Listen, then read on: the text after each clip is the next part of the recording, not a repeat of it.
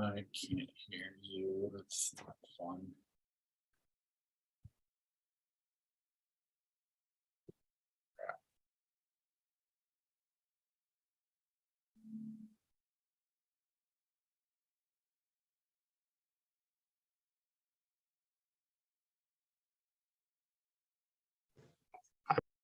There, I hear something. Now you're muted. You're muted at the moment. Oh, I see. Hello. There you go. Now, some issue with my mic for some reason. It was making a noise. Okay. 2 weeks in a row for the first time in forever. My wife has you hockey. have to have a family. She's got hockey for a while, so I think I'll be okay. Okay. Although I am gone like a Monday in September, the 26th. I don't know if you remember that or not. So do what you want that week. I'll replace you with Amy and Jeff. It takes two to fill in. Each one of them are better than me. At least I enjoy listening to them. All right, perfect. Just trying to get comfortable. I can barely hear myself. No, all right, that's better. Good. All right. Any particular order you need to go in tonight, or just like I haven't surprise you? Yeah, go right ahead. I'm ready for anything. So I've written about just about every movie this week. So I'm well readied. Excellent. All right. Well, if you're ready, I'm ready. All right. Here we go. Welcome to the Everyone's a Critic movie review podcast. I'm your co-host, Bob Zarrell. With me, as always, is professional film critic Sean Patrick. Visit us at ihatecritics.net, Everyone's a Critic podcast.com. We're on Facebook, Twitter, Instagram. Our handle is Critics Pod. Listen to us at Apple Podcasts, Google Podcasts, Spotify, Stitcher, Alexa, all your podcatchers. Subscribe to the show there, rate and review the show. We will read your review on the air. Give us a 5-star review, and we will give you one of the several 4K Blu-ray copies that the studios are giving us to watch for the podcast. So yeah, go to Apple Podcasts and leave us your 5-star review, and we will read it on the air and get you a 4K Blu-ray. I almost said Flickchart. Patreon.com. Flickchart.com/criticspod. No, patreon.com/criticspod. Sorry, I had a loose cord. This is the best way to help support the podcast. That's patreon.com/criticspod. There we have our bonus episodes where we talk about more than just movies. We do music as well. There is the I Spit on Your Grave episode, several A24 episodes. If you missed Josh, he's there. I think other guests, I think Jeff and Amy are both on there. Maybe even Zach. I don't know for a fact on that one or not.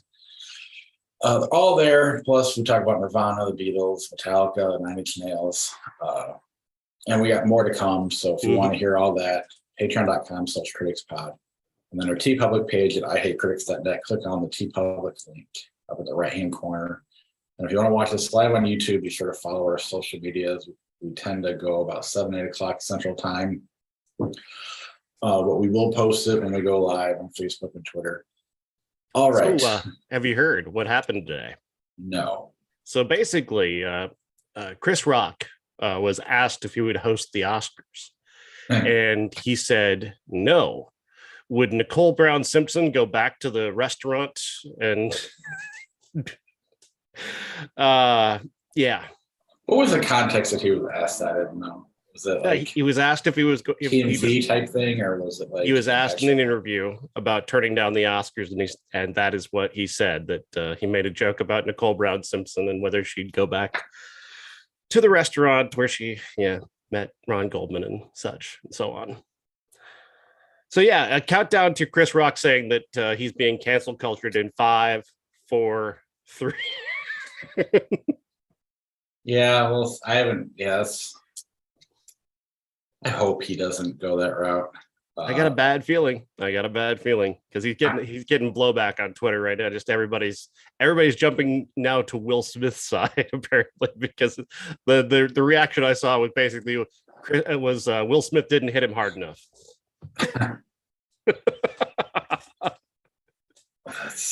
It's a pretty terrible joke. It was a terrible joke, but it's still a joke. Equating yourself to a woman who was abused and then murdered by her ex-husband is kind of different than a guy who jumped on stage seemingly to defend his wife. Right. I'm hoping he just rolls with the punches and moves on. It's a bad joke, but it's still his attempt. He's been trending in the wrong direction, though. Just in some of his public statements. He's been trending in that direction. One of those guys who's been saying, "Oh, audiences are too sensitive." Well, I've never actually heard him talk like that. I heard Chappelle, obviously, but I went and saw Mark Maron the other day, and he just tore apart comedians that whine about cancel culture. Good. We didn't go as far as naming Chappelle, and he more or less said Bill Maher. But he did kind of like, what is Chappelle? I don't understand what he's doing. He's so good. Why is he going this direction? It doesn't make sense. But come on, Chris, you're better than that. Hasn't done it yet, but I got a bad feeling. I've just got a bad feeling. I'm holding out hope that, again, I'm not defending his joke by any means. I'm hoping he just moves on and doesn't address it ever again. Geez. All right. Anything else happen that's no, cool? Not really. I did send you a thing today on Messenger about I guess this has been around for a while, but I just never seen it before. The sexy lamp is a theory about if you could replace a female character in your movie with a sexy lamp, you fucked up. And I thought that's just so good, because it made me think, like, immediately I could think of several performances and several movies where the actor, or basically the lead actress, was treated like a sexy lamp. No fault of the actor. Like, the actor just does their. Some actors, you just arrive and you memorize your lines and you do your job and you go home. I'm sure there's an example of that on the show tonight, but it's mostly just a lot of male writers don't put a lot of thought into writing female characters, and that's been that way for decades. And it's only recently, in like the last 5 or 6 years, actually begun to shift a little bit to focusing on writing fully written characters and consulting with women about how to write better female characters, which is really not all that much to ask of a screenwriter. No, not at all. Kevin Smith has done it his entire career. Talk to women about how to write women. Like, it's not that hard. And he's a guy who makes dick jokes for a living, as he would say. Yeah, it is. You can always tell when you're watching a movie through the male gaze, and I mean that in multiple ways, but and when you're not. And I'm noticing it more and more in these last few years, going back watching movies, and it is refreshing to see just different perspectives, different types of movies, instead of we're going to get to a movie later on in the show that's just very old school in the way it did things. I don't know, it's kind of neat, as opposed to have the formulaic, especially what we grew up on. Anyway, I'm sure we'll get to some of that, but it was an interesting, the fun little read. And yeah, check it out. I forgot to cite the source, but I'll put it up on the Facebook page and on Twitter. The woman who came up with it is quite brilliant and has written a little bit more. She was talking. They were actually discussing the Bechdel test, and she actually said she just had a better test, the sexy lamp. Right. I just loved that. That was very funny. Yeah, basically, if you can do that, you're a hack.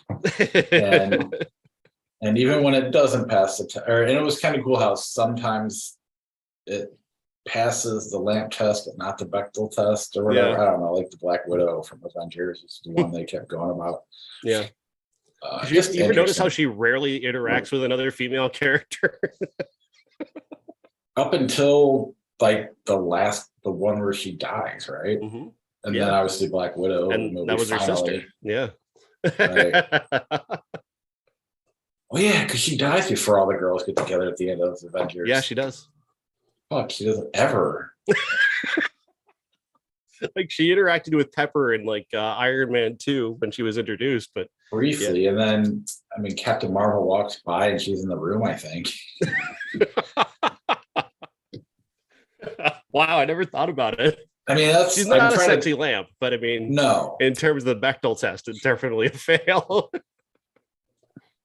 Yeah. Because all she and Pepper talked about was Tony. So Yeah. All right. Let's go ahead and start the episode, and we will lead off with The Invitation. The Invitation is a new horror film. It stars Natalie Emmanuel as a woman living in New York, struggling to get by. She's an artist. Her parents have passed away. Her mother has relatively recently passed away. And a friend gives her a gift, a DNA test that she can use, and it's a free subscription, and she can just go in and see if she has any family left. And when she does, she finds this cousin Oliver. And this cousin Oliver is from England, and he just happens to be coming to New York for business, and he invites her to lunch. And while there, he's invites her to come to a family wedding that's coming up, where members of their family are getting married to another big family in England, and they're all getting together, and it's an opportunity for her to meet her entire extended English family. And once she gets there, obviously hijinks ensue. This is a bad movie. I did not enjoy this in the least. I figured out the supposed twist, if you will, about 5 minutes in. It doesn't take much.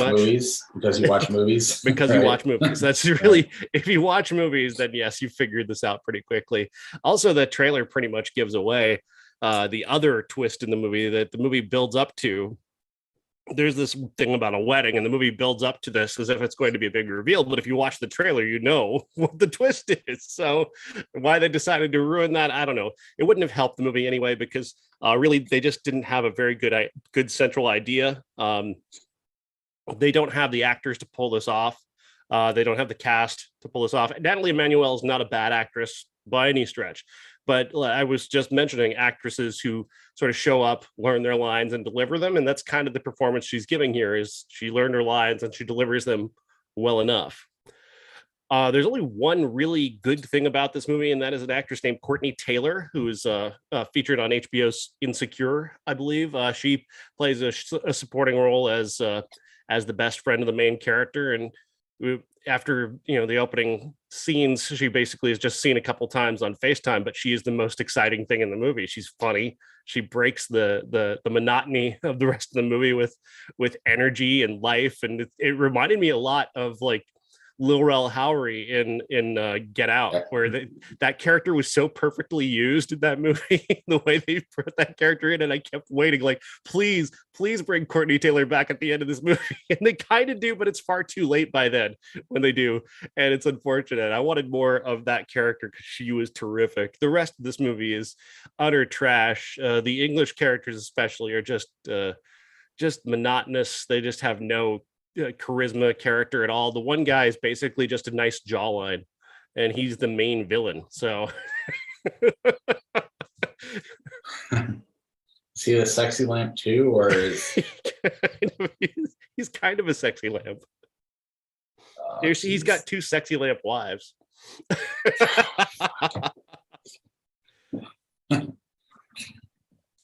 Two sexy lamp wives, and that's how bad this is written. But that should be interesting. Should be something there. It should be. And instead they're props. Yeah. Wow. They sort of exist. Well, I've never heard of this movie. I haven't seen a trailer for it or anything. I didn't know it existed until you gave me the list today. And it's the biggest release this week, isn't it? It finished number one at the box office. Yeah. Yeah, it is that time of year though, right around Labor Day, where the box office falls off a little bit. Yeah. All right, so what do we got next? Low Life. Lowlife stars a guy named I think his last name is it's Wes Dunlap. And he plays a guy who has his own YouTube channel. He exposes child predators. What he does is that he catfishes them, pretending to be a teenage girl, lures them into meeting him somewhere in public, and then ambushes them with his camera to capture them on camera and show that they're predators. He does this a lot. He's been doing this for a little while, and he's very successful at it. That said, local police don't find him very helpful, because when he does this, he basically drives these people underground or makes it harder to prosecute them based off of, cops who are in the middle of investigation now suddenly have to deal with the fact that this guy just put their investigation into the public now, which is, again, it's very clever in how it plays with that level of morality. Because on the one hand, what he's doing would seem to be a good thing in exposing these people, but at the same time, you'd kind of want to see these people go to jail, and now they're probably not going to. They're probably just going to either disappear or be able to, slip away because there's no further evidence that's going to be garnered against them. So that playfulness, that the way he plays with the kind of the lack of morals this guy has in using this to make himself famous and build up his own, reputation is one thing. How he's, doing damage on the other side is another thing. This is all building up to him having this teenage female fan named Nicole, who starts to kind of stalk him. She wants to be his partner, and she has a case for him, which happens to be the father of her best friend. She wants him to look into that, and he has begun looking into that. But when he tries to set up a meeting with the guy demands to have a nude photo of the young girl that he's talking to. And that leads our main character to do something that he definitely should not be doing in order to try and make this case go forward. And I think you can imagine what that is. This is a really interesting movie. I'm fascinated by YouTube channels about death and murder and mysteries. And there's a lot of really great, like, dark YouTube channels out there that cover crime. And one of the subgenres of that is one where they talk about YouTube channels that were run by people who just went absolutely crazy on their own and became criminals themselves. And that's kind of what it's like being in the middle of one of those, like watching one of those as they happen, as opposed to after the fact and edited and narrated by somebody. And it's fascinating to watch that. I really, really enjoyed that. That said, there's a couple of characters in this movie that they could have eliminated. They weren't really necessary to me. I think they detract from the main story, but overall, I think this movie is so daring in how it plays with, like, you do kind of admire this guy for what he's doing. You do kind of want him to expose these guys and, put their faces on the internet and show, hey, this guy's a creep and everybody should know about it. On the other hand, yeah, there's elements of it that are probably, he's only doing it because he wants to make himself famous. He's not necessarily the white knight that he sort of claims he is. He's also he's very narcissistic and he sees himself as a hero. He starts carrying a gun to defend himself, and it gets very, the third act especially just goes flying off into various different directions, and some of which are a little bit over the line, like pressing the idea of whether or not it's believable or not. But overall, though, it's such a good idea, and the main character is so good. This guy Wes Dunlap, is so good at being this character and centering the story around him. He's so good that I can forgive a lot of the problems that I have with this. It sounds fascinating. I would definitely recommend checking it out. It's a movie with a lot of energy, a lot of life, and a lot of really good ideas. Streaming now? Streaming now. Definitely check. That's something my wife would definitely love. And I order one anyway. I had to go on a company outing that involved golf. So I had to leave at like 5 a.m. to drive to Chicago, whatever. Well, 11 o'clock the night before, all of a sudden my son yells, "There's something in the house." I'm just like, God damn it, I got to go to bed. I don't want to deal with this. I'm already half asleep. So without batting an eye, she knew I had to sleep, but she didn't she just went up and checked the upstairs, and she's like, "Holy shit, there's something flying around." there's a bat. She goes, give me a blanket. And I'm still like half awake trying to help her out, getting her a blanket. I'm also not a wildlife guy. I would rather not deal with that shit. I'd rather just call somebody, but it is 11 at night. Yeah. And she goes to trap the bat and it spreads its wings and it's fucking huge. Oh my. He screams, is able to lock it into the bathroom, get the bathroom window open, but can't get it to fly out. And so then just wait until the morning. And she allows me to get up and leave without figuring it out. I mean, I sent out a couple phone calls, got a phone number of who to call in the morning, but she let me do all that without having to deal with this at all. So the least I could do is give her who I think she'd really like in real life. So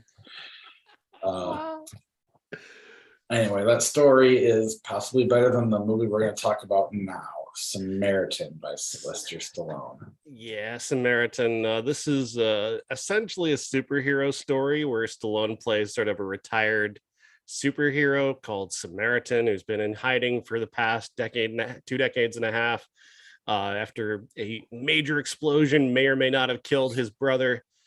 Some 25 years later, he's drawn out of his retirement or his hiding or whatever he's doing by a kid who's been searching for Samaritan for some time because he's got a real thing for this character and who he is and being a hero and whatnot. There's also this new villain in town who loves the character Nemesis, which was the brother of Samaritan, who essentially may have died in a fight years ago. And he wants to, celebrate Nemesis's legacy by carrying out the plan that Nemesis failed to carry out. And of course, that's going to draw Samaritan back into the fight once again in this very dreary future that is constantly rainy and dark and ugly. And I don't know, does crime just change the weather? Is that how movies think that the weather works? It's just always ugly outside because there's crime. I don't know. I mean, to me, it's the filmmakers not respecting the audience, and probably rightfully so. It does give you a certain feeling when you watch a movie like that. It's just, again, when you've seen movies, you don't need to be, you see right through it and it's kind of annoying. I don't know. My brother was texting me about it and goes, it's fine. It's not good, bad. It's definitely not good. And we started talking about it. I'm like, it's kind of like, action movies are kind of like pro wrestling. You have your Shawn Michael, Bret Hart matches, and then you have your Hulk Hogan matches. And this is a Hulk Hogan match where you know what it is. It's fine if you're into that Stallone kind of thing, which I was at one point in my life. There's nothing wrong with it. It's just not that entertaining. I don't know. You've seen them all in every other Stallone movie he's ever made. So he's gonna drop the big leg, he's gonna get the big comeback, and he's gonna Hulk up and win. And right there is apparently a twist in this movie. I didn't really care at that point. It really didn't matter. The movie failed to make it matter. That said, like it's competently enough made, like in terms of just the special effects. Like the director is a capable director. He's not untalented, but it's more mundane than anything else. It's just it's familiar. It's overly familiar, and he just doesn't really do anything new with this idea. Well, yeah, and I mean it's better than a lot of those straight to video Stallone movies, like right after Cliffhanger. Low bar, but yeah. But it's not. I mean, it's not quite as dumb and fun as Cliffhanger or Demolition Man are. Yeah, I think it's because it's so dreary. It just has no ability to have any fun whatsoever. Yeah. Plus, the first 30 minutes of it is just so much wheel spinning. Like, we already know who Stallone is going into the movie. Like, we as an audience member, we know he's going to be a superhero of some sort. And it's Sylvester Stallone, for God's sakes. Like, we know that, but we have to spend the first 30 to 35 minutes with this kid doing this investigation to try and figure out. And then from there that the kid, he's going to confirm, yeah, okay, kid, I am the guy you're looking for, whatever. But I don't do that anymore, because I've got traumatic dream thing from my brother dying that you see in dreams and visualize. Like it's so lame. Like I see, oh my god, how many times have we seen the traumatic dream sequence / exposition before? Like it's in every movie anymore. That's so lame. Just don't do it anymore. Just stop doing it. Figure out a better way to do it. But where he's going to resist and not want to join the fight and not want to protect anybody, and then the bad guy's going to do a thing where he's going to take the kid, and they're going to use the kid as a manipulation to get him to fight, and then he will fight, and blah blah blah. And who freaking cares anymore? This movie was not made for us. It was made for a specific audience. And I mean, you could have taken 20 minutes out of it and it still would have been great, but it would have been better, I guess. A little more action packed, I suppose, but yeah, maybe, but not good enough to recommend. I mean, it's there if you want to watch. If you're a big Stallone fan or Stallone completist, then you have to watch it. All right, 3,000 years of longing. 3,000 Years of Longing stars Tilda Swinton and Idris Elba.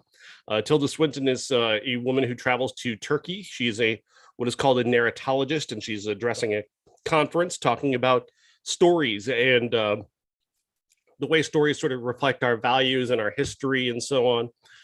She goes to this little shop in Turkey, in Istanbul, and she finds this bottle, and she takes it back to her hotel, and she starts to clean it up.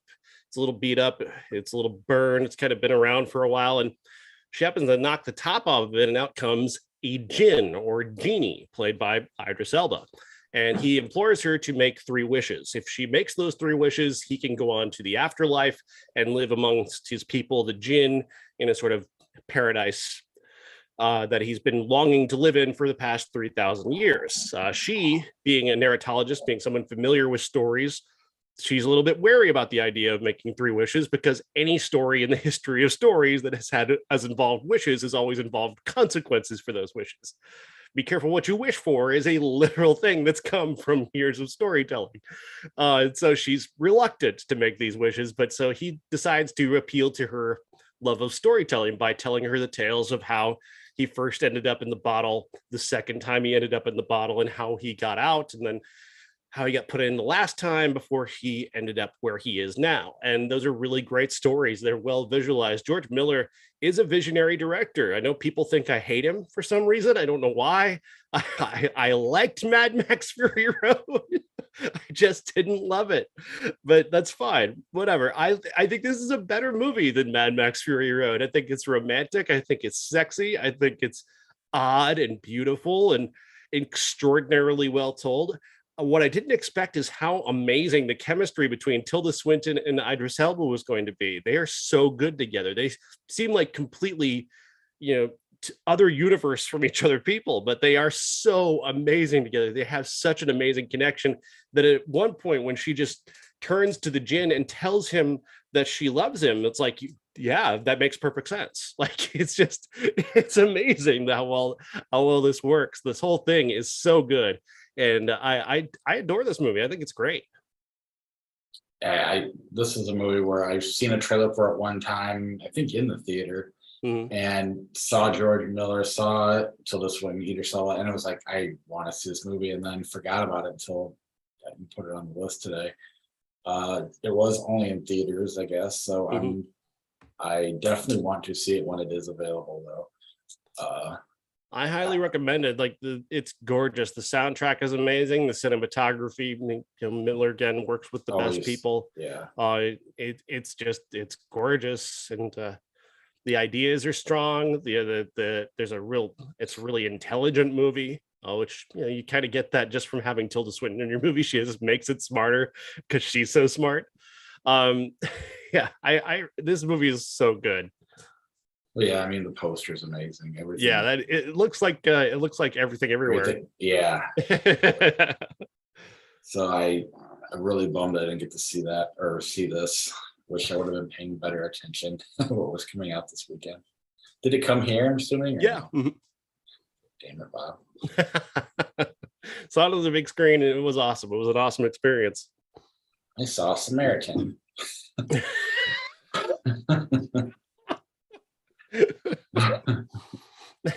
You just keep making the worst choice. Well, in this house, every week I got a different story. I did watch a classic, though. We need to talk about Kevin. I've seen it before. I did not know Ezra Miller was Kevin. I forgot about that too. Adds another layer to it. Totally did not intend that, but because I was going for the Tilda Swinton connection. Right. Totally forgot that was him, but scarily effective performance, isn't it? Very much so. We need to talk about Kevin is directed by Lynn Ramsey, who of course is incredible. She's one of the best directors working. Her movie with Joaquin Phoenix a couple of years ago is just one of the best of the last decade. She just keeps making amazing movies year after year and getting no attention whatsoever. She's easily the most underrated director working right now.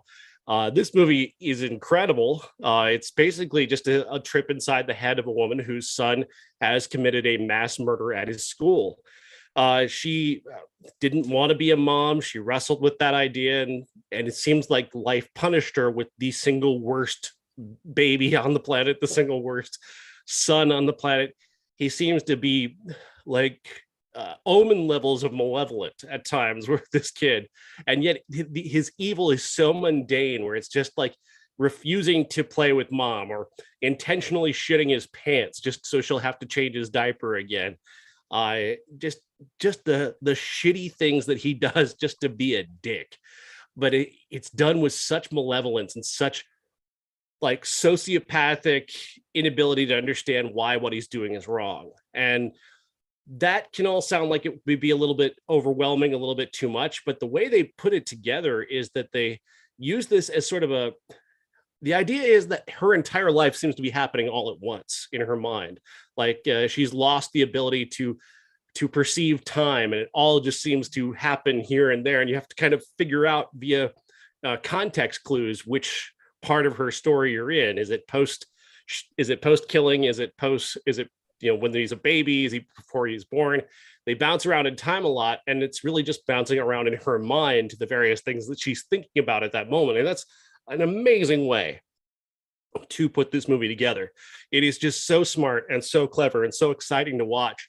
And Tilda Swinton is just amazing. I mean, this poor woman, I just felt so bad for her the entire movie. I just wanted her to just dump this kid and her doofus husband and just go do something else. And I mean, Tilda Swinton, really working very hard to make us believe that she really loves John C. Reilly, who plays her husband, because I was having a hard time buying in. I hated him. I wanted to smack him on the head. John C. Reilly is just such a dope in this movie from beginning to end. And then, the big reveal with that was shocking. And Lynn Ramsey makes this movement where Tilda Swinton's character just walks into her house, and all you see is an open sliding door and some blowing curtains, and you know everything that you need to know. She does show you, she does give you the shock, but she makes you wait for it. And in your mind, the way the dread builds in that moment when you see just the curtains blowing, what's happened. Wow. Filmmaking, just that's amazing filmmaking. She's incredible. Lynn Ramsey, absolutely over the top awesome.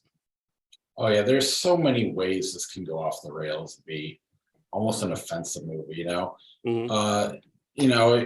You could play with the anxiety thing, a postpartum childbirth thing, and be offensive there. I mean, obviously you have school shootings, massacres that you could go off and be reminded of that. But she does such a good job of keeping you in the movie that you never wander. You're always you're always there. So when the ending happens, you're not thinking about anything else but what's going on here. You're trapped in the movie, and that's fantastic filmmaking, because a movie like this could easily go off in any of the wrong directions. And just like, I mean, you said all those, it's hard to I don't want to just repeat everything you said, but just the way it's in her head is so perfect. Even the John C. Reilly stuff, it's all in her head post this happening. So that's why it comes off why he's such a doofus. Yeah. And he is, but there are probably good qualities that aren't in her mind anymore, right? Because of everything she went through. Everything. It just is really such a great movie. And you mentioned how she's massively underrated, and in some ways, that's probably the best thing that could happen to her. You don't have to be stuck having people tell you what to do. I wish more. I understand why more filmmakers don't stay where she's doing. Maybe she's not making a decision. I don't know. Maybe no one's offering her something. Or I'm assuming though she's turning it down based on her body of work. But you're always rooting for these filmmakers to keep making what they want to make. They're so much more fun to watch. I don't want to see her version of some blockbuster movie. Not that she can't do it. But I don't want to have to see any struggle in her direction because of somebody else. And you see it all the time with great directors. I just want to see more of Joaquin Phoenix with a hammer. No, she is one of just fantastic. And this movie, I remember when it came out, I was so excited. Excited is not the right word. Intrigued. Yeah. Dying to see it, and then watch it again. It's a bizarre sort of roller coaster of emotions throughout. The way she's persecuted, they almost like, and it's important to note that this is about being inside her mind, and that's a key because when because it becomes weird where you have everyone just sort of staring at her all the time. It feels like it's almost like an alien or a zombie movie, but the reality of it is that's how she feels. It's not that everyone actually is staring at her all the time or constantly persecuting her, even though she does get horrifically treated by people after it happens, especially. But she has her house vandalized. Some creep at work makes just an absolutely horrific comment to her. Somebody assaults her in the street. But so much of everything else, so much of the other persecution that she feels is in her head. That's just how she feels about how she's being treated. And that's an important note. And I think if you don't have that perspective on this movie, you could get like kind of annoyed or lost. Like, not everybody's going to be staring at you all the time. Right. If you're a fan of Samaritan, this movie's probably over your head. But at the same time, it seems like something you might be interested in because it is like The Omen. It's not. There's Omen level things in it, but that's just more of the like it's scarier than The Omen because it's real. It's more real life than that is. And it's such an interesting idea to go inside the mind of this character and especially try, the ways in which she can kind of see where her son is going. Like at one point, he murders a family pet in just an absolutely awful fashion, like just the worst way imaginable. The way that goes, he does harm to his little sister in a way that is just unexpected and shocking. Yeah, the little touches, the way she's, I think there's a couple of scenes where she goes to visit Ezra Miller's character in prison, and you can sense that she does this because like it's like her penance, like that she is punishing herself. Like there's these two guys who come to her door, Jehovah's Witnesses come to her door. They ask her if she knows where she's going when she dies. She's just, yes, I'm going to hell. Thank you. And shuts the door. And it's not played funny at all. Like she's already in hell. She's already punishing herself as if she's in hell because she's got to go and look at this kid once a week. She makes sure to go and do it because she wants that punishment. She feels that this is her fault. She brought this awful demon seed into the world, and she's going to pay for it. Yeah, it's just a true character study in the best way. I definitely recommend this movie. It's not an easy watch because it is such a dark subject matter. And then you throw in the fact that it's Ezra Miller, which hopefully he's getting the help he needs. That's what everybody says is going on right they now. Need. Yeah. But yeah, good. He's they them. Right. that's another thing that people are talking about on Twitter today is how Ezra Miller is getting the opportunity to go to Warner Brothers and like apologize and talk about needing help. And, Will Smith has had everything that he was doing at the time of the slap basically just canceled. Like, I mean, what's the difference between Ezra Miller and Will Smith? Right.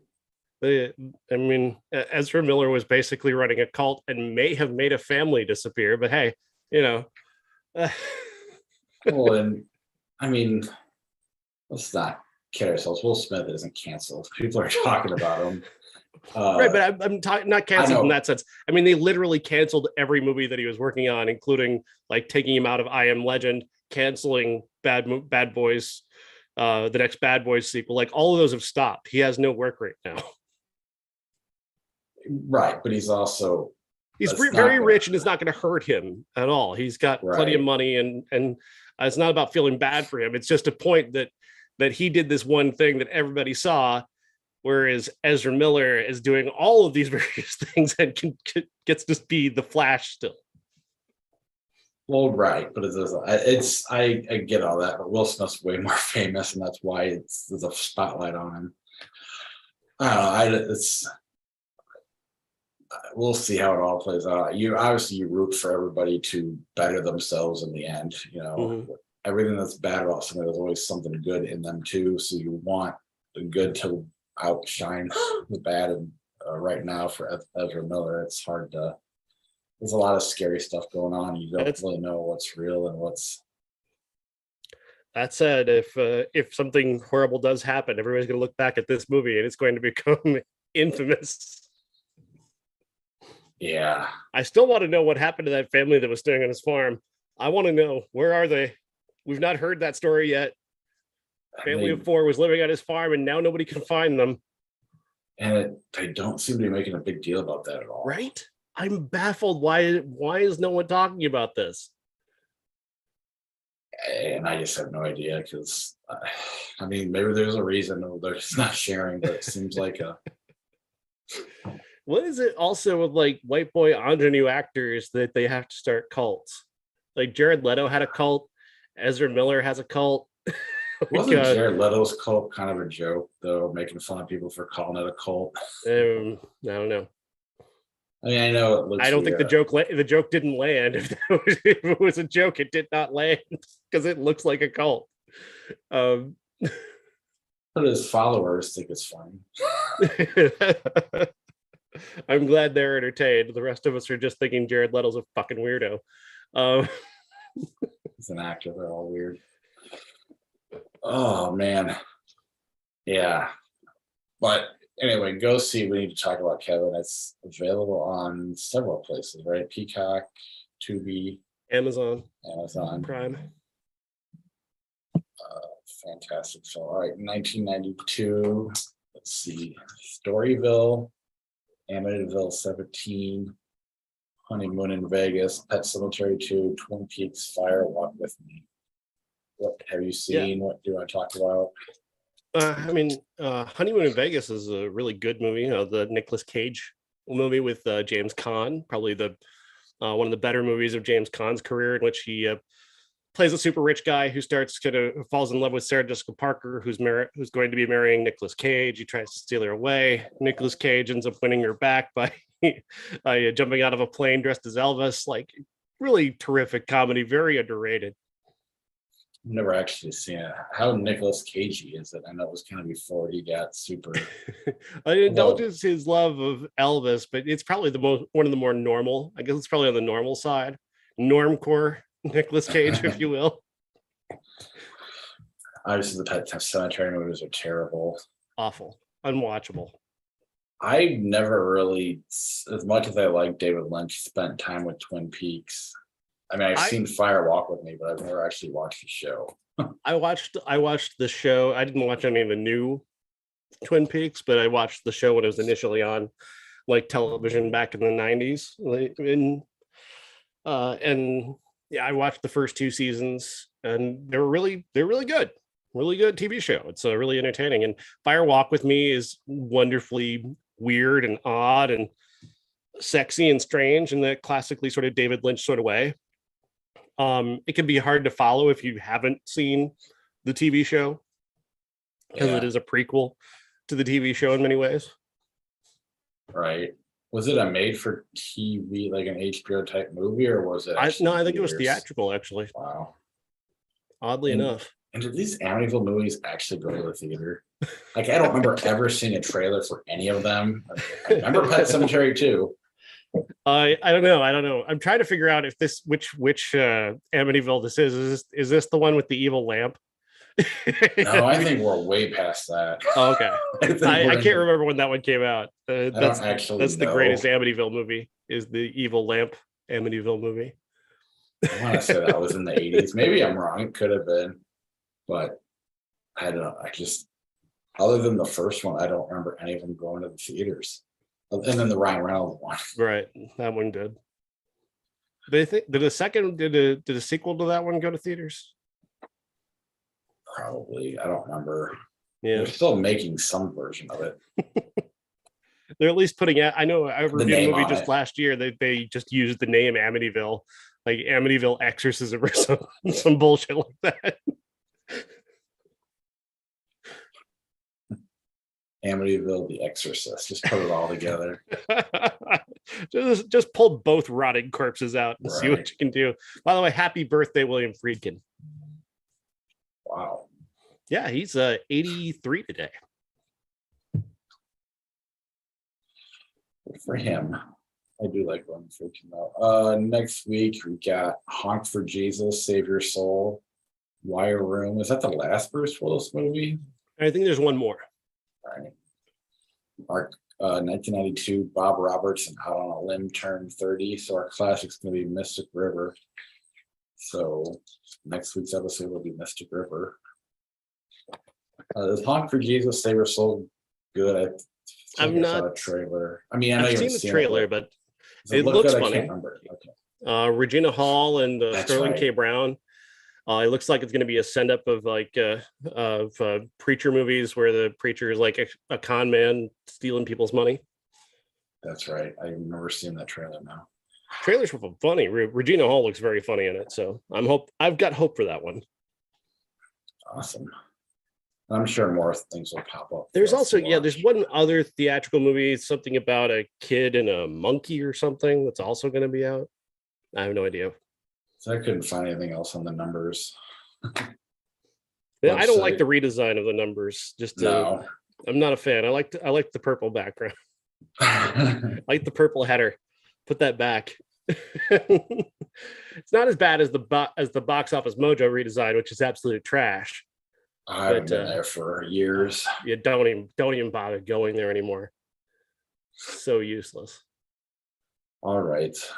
Let's jump and do some flick chart then. American Werewolf in London or Dracula 1979.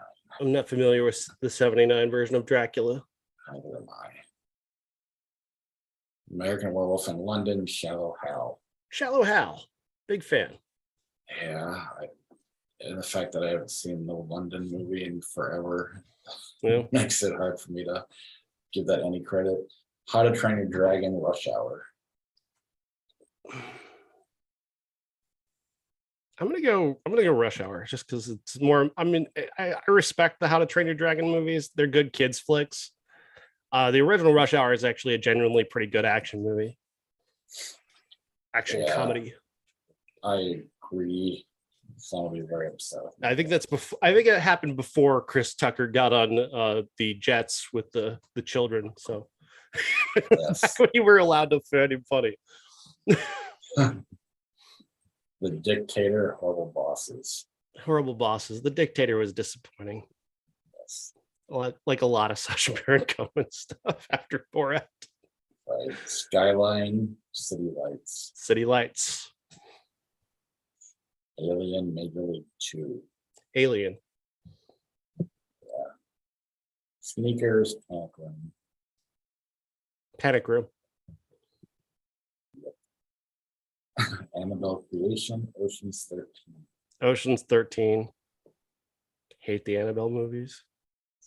Star Trek Into the Darkness, Poltergeist. I don't have the love for Poltergeist that Josh did. I like the Star Trek movies, so I'm going there.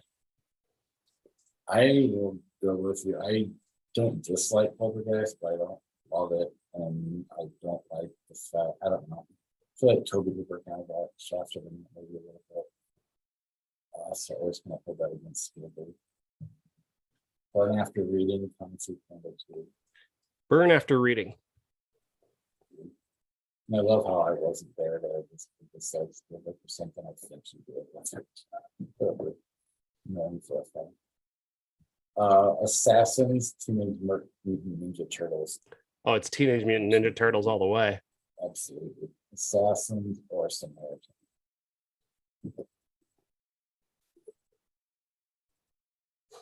What do you think?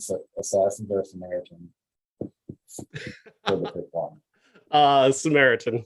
Assassins is unwatchable. Highlander, Endgame, Wanted. Wanted. The only way I'd pick Wanted. Animal House, Finding Neverland. Finding Neverland. Yeah, I like Finding Neverland a lot. Did you see that Johnny Depp got some work over the weekend? I heard he did. I didn't watch it. He's 40 something. He was like a floating head in a MTV astronaut skit. Said I needed the work.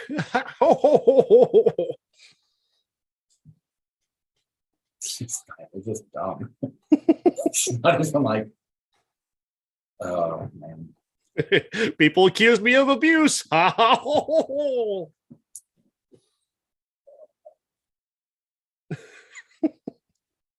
know what you did last summer. Rear Window.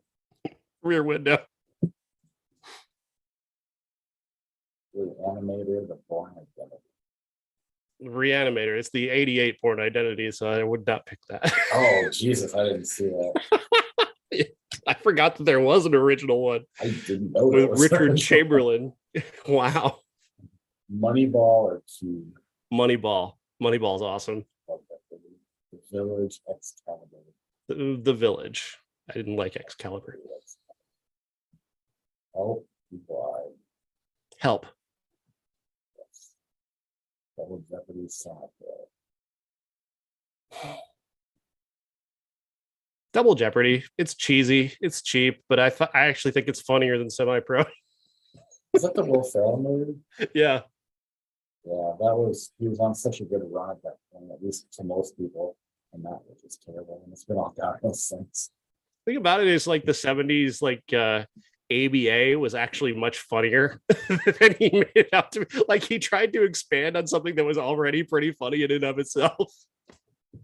Yeah, there was just nothing. It was just a really disappointing movie. It wasn't funny at all. Wild Things, Little Giants. Oh, a double feature. Never get away from Kevin Bacon's dick. Ever. It's always there. It's Wild Things. Always gotta go for it. Serpico, Capote. I appreciate Serpico. I think it's good, but Capote's a phenomenal film, and I mean it's one of the best Philip Seymour Hoffman performances. Yeah. I mean, I don't love the film. I love his performance, I should say. Yeah, now you're 100% right. I don't care that much, but it is a better performance than the movie. Too Fast, Too Furious, Rocky Balboa. Too Fast, Too Furious. This was Rocky 5. I didn't fight well, but all right, let's see what happens. Let's see it from here. I thought it was Tails. It's fucking heads. Jesus Christ. I was like, it finally went. Wait a second. Oh my God. The Strange Case of Sherlock Holmes. That's a BBC TV movie. You seen it though? Cloud Atlas taking off Pelham 1, 2, 3. Taking you Pelham 1, 2, 3. Sorry, God. Airplane 2, the sequel, Premonition. Not seeing that. That's a premonition. That's a not sure. I don't think that's the Sandra Bullock movie. I don't think. Psycho. Psycho. I love Airplane too, though. That movie's hilarious. Yes. Much Ado About Nothing. Parts of the Caribbean. Much Ado About Nothing. Way better. Crying Game. Adam's Family Values. Crying Game. American Psycho. The Big Lebowski. Big Lebowski. Absolutely. I do appreciate American Psycho. Just Mercy. Star Trek. Just Mercy is a very good movie, but I really like the Star Trek movies, so Beyond is for me.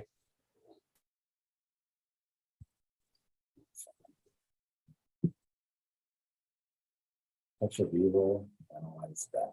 Touch of Evil. The Magnificent Seven. Favorite which one? Magnificent Seven. Slightly less of a body count. On Her Majesty's Secret Service. Evils of the Night. No, I'm not seeing Evils of the Night. That's a great that's a great poster though. On Her Majesty's Secret Service. Jojo Rabbit. Jojo Rabbit.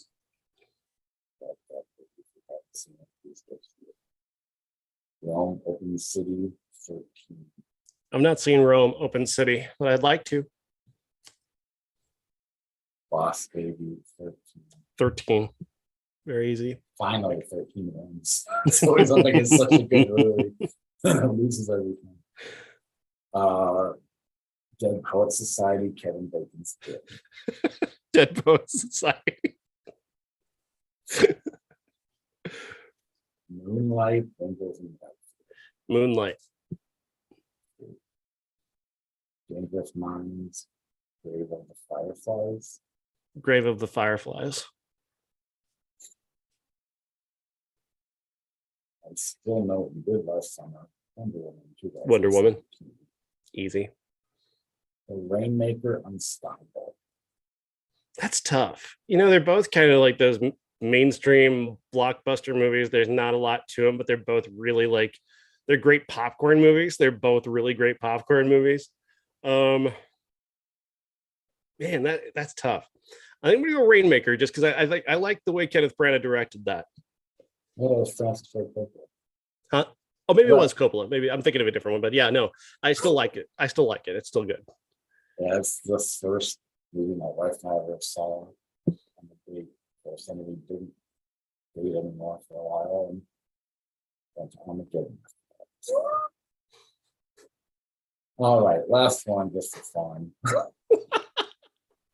The Polar Express, The Devil's Rejects. Polar Express because it's scarier. I think this is heads too. Motherfucker.